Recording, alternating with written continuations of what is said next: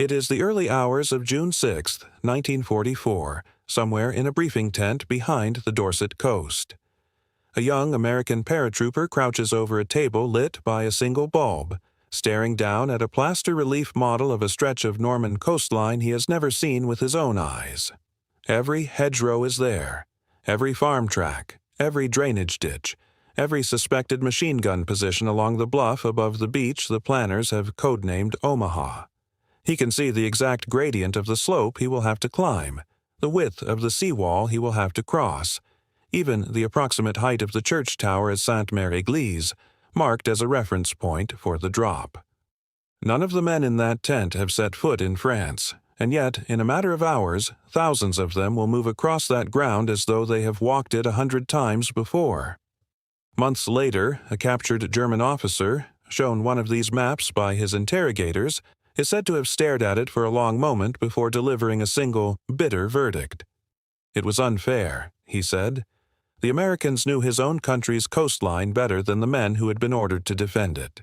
This is the story of how that happened, and why an entire branch of Allied intelligence quietly became one of the decisive weapons of the war.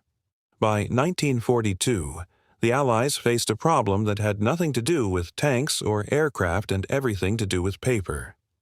To fight in Europe, an invading army needed accurate, detailed maps of the very ground it intended to cross, and in huge quantities. Existing commercial maps of France, Belgium, and the Low Countries were decades old, built for tourists and cyclists rather than soldiers, and hopelessly inadequate for artillery ranging or amphibious planning. Pre-war French survey sheets existed, but many had not been updated since before the First World War, and none of them showed the fortifications the Germans had spent 4 years building along the coast. The Wehrmacht, meanwhile, held a natural advantage. They occupied the terrain. They knew where their own minefields lay, where their gun emplacements had line of sight, and which beaches shelved gently enough for landing craft. For an invasion to succeed, the Allies would need to close that gap almost entirely, working out the shape of a coastline they were forbidden from approaching, using little more than photographs taken from thousands of feet in the air and the recollections of people who had once lived there. On paper, it looked close to impossible. A single division alone might require tens of thousands of individual map sheets before a single soldier came ashore.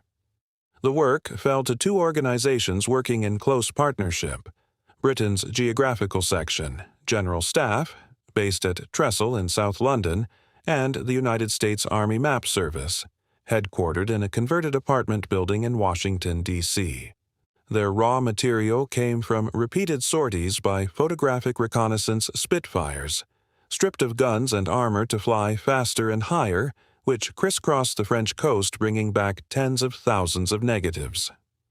At the Interpretation Center at Danesfield House in Buckinghamshire, analysts fed pairs of overlapping photographs into stereoscopic viewers, which tricked the eye into seeing the flat images in 3 dimensions, roughly the effect of looking through a pair of binoculars the wrong way round.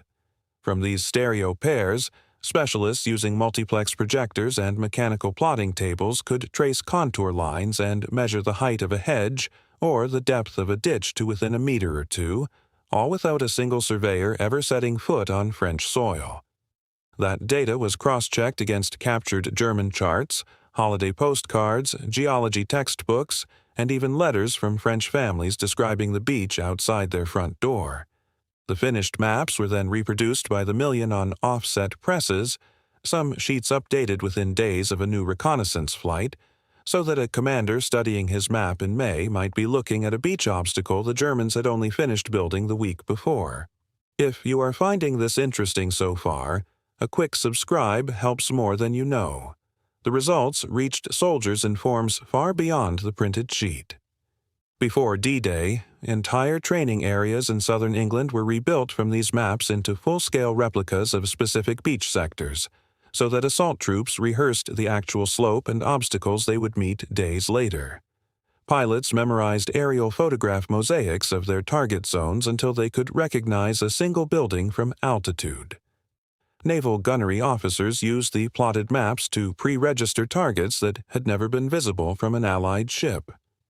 Later in the campaign, as Allied forces pushed into the Netherlands and Germany itself, the same mapping units raced to keep pace with the advance, producing fresh sheets sometimes within 70. 2 hours of new photography, a turnaround that stunned Allied commanders as much as it apparently unsettled the men on the receiving end. Precisely how many individual German officers voiced the unfair complaint that gives this story its title is impossible to say with certainty. The anecdote survives in post-war interviews and memoirs rather than a single official record. But the sentiment it captures of an enemy startled to find his own ground better understood by his opponents than by himself recurs again and again in accounts from captured German staff. The German military had nothing comparable in scale.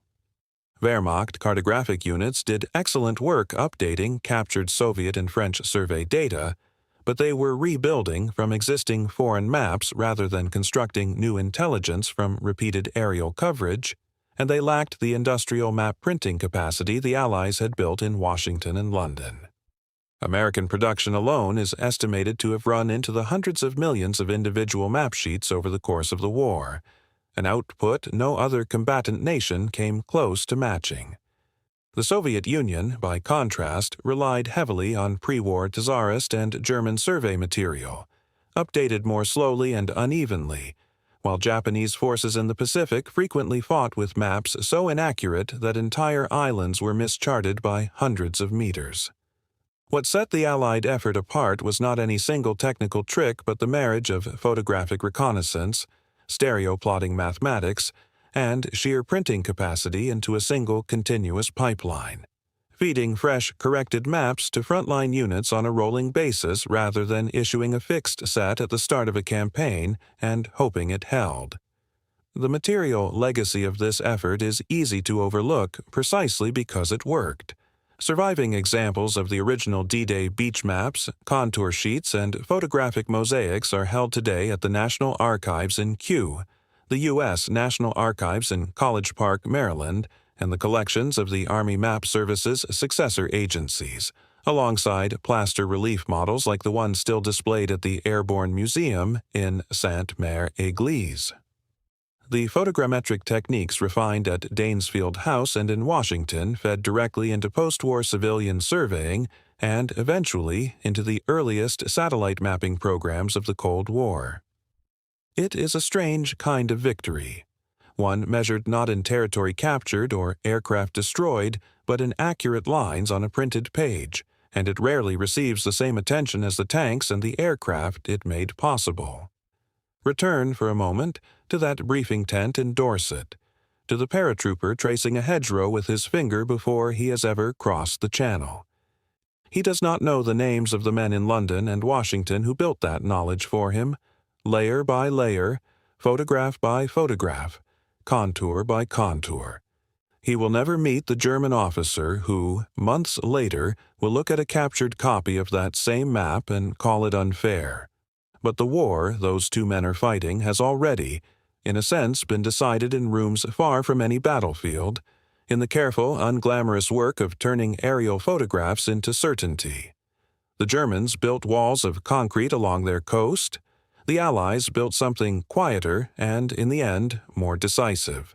An unanswerable picture of exactly where those walls stood. Steel could be seen from the air and photographed. Concrete could be measured and mapped.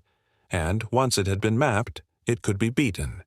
That, in the end, was the verdict history handed down, whether or not any German general ever said the word aloud.